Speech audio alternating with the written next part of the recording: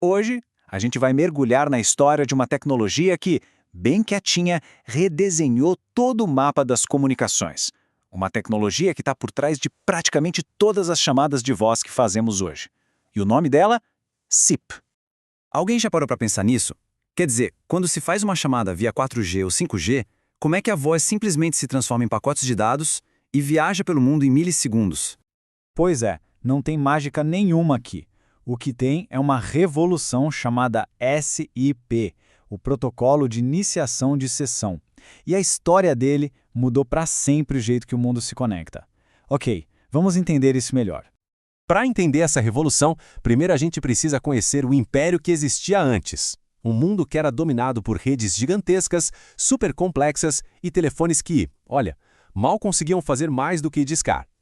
Esse império era a rede pública de telefonia comutada, a tal da PSTN. Pensa assim, era como um sistema de correios gigante centralizado, onde toda a inteligência para separar e encaminar as cartas estava num único lugar.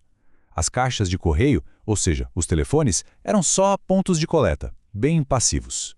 E aqui a gente vê o verdadeiro choque de mundos, porque a internet nasceu com uma filosofia totalmente oposta, uma rede burra, sabe? O único trabalho dela era entregar pacotes de um ponto A para um ponto B.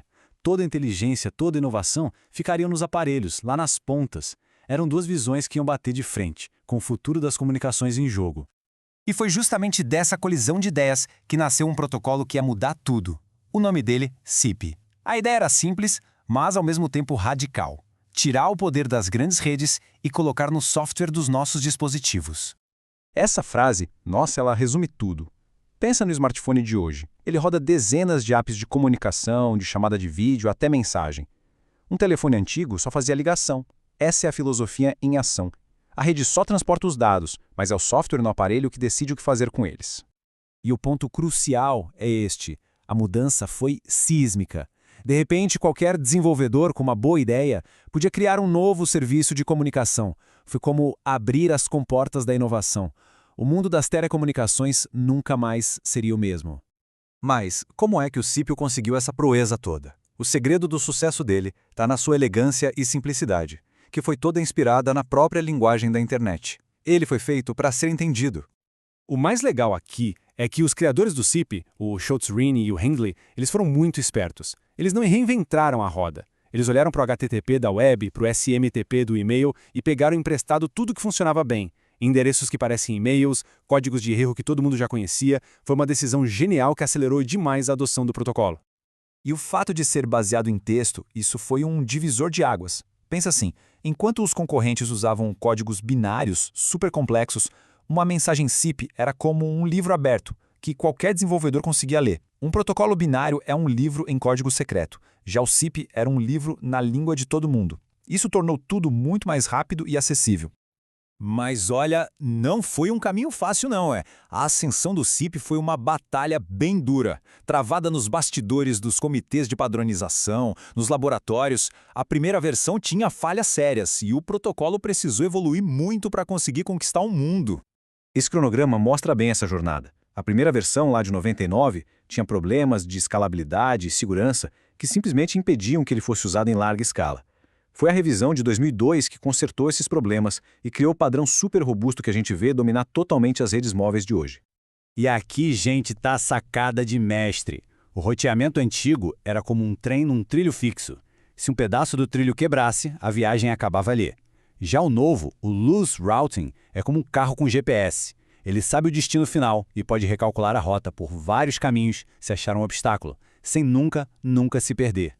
Então, quando se junta essa parte técnica super robusta com a explosão de softwares de código aberto, como o Asterisk e o Camailho, que abraçaram o SIP, bom, aí se criou um ecossistema que as tecnologias proprietárias simplesmente não conseguiam mais competir. O SIP virou uma verdadeira plataforma de inovação. E esse número aí, ele diz tudo, 100%. É uma prova incrível do poder dos padrões abertos para vencer tecnologias fechadas e proprietárias, mudando uma indústria inteira. Uma vitória total, sem discussão. Claro que toda essa abertura que fez o SIP ser o que é, também abriu a porta para novos tipos de ataque. Com essa democratização toda, vieram novos desafios de segurança. Vamos ver como a indústria está se defendendo. O pesadelo da fraude de pedágio é um problema de bilhões de dólares por ano. É basicamente quando hackers invadem um sistema e usam ele para fazer milhares de chamadas para números internacionais caríssimos, gerando contas astronômicas em questão de horas. A principal arma contra isso é o tal do SBC. Pensa nele como um segurança de fronteira para sua rede de voz. Ele não só esconde a estrutura interna da rede do mundo lá fora, como também inspeciona cada chamada, usando criptografia e detectando qualquer tentativa de invasão. E para combater aquela praga de chamadas com números falsificados, temos o STIR-SHAKEN. É basicamente um passaporte digital para chamadas. A operadora de origem carimba a chamada com uma assinatura digital e a operadora de destino verifica esse carimbo. Se for válido, o número é legítimo. Simples assim e muito eficaz. E com isso a gente chega no futuro, né? O SIP foi de um azarão revolucionário para essa infraestrutura invisível que sustenta a nossa comunicação. Mas com a ascensão da inteligência artificial, será que a simplicidade que foi a maior virtude do SIP vai continuar sendo sua força?